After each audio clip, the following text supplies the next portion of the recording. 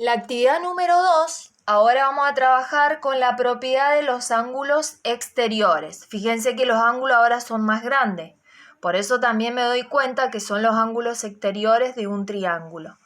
La propiedad que decía, si yo tengo un triángulo y tengo los ángulos exteriores, la suma de esos tres ángulos exteriores es igual a 360 grados.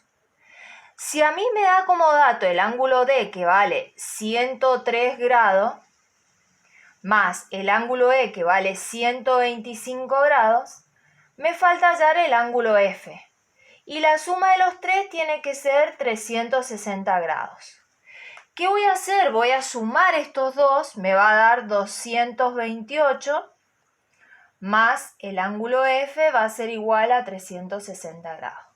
Y lo tengo que pensar de la misma manera que lo pensé recién. Para poder hallar el ángulo F,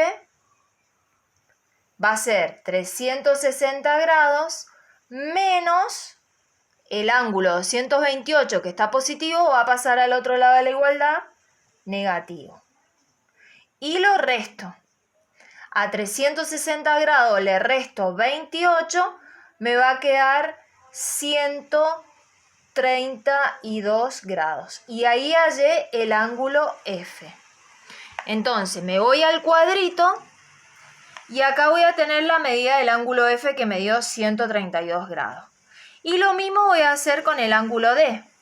Tengo la medida del ángulo E del ángulo F, sumo esos dos ángulos, a 360 le resto esa suma y me va a dar el ángulo D. Y de la misma manera lo pienso con el último.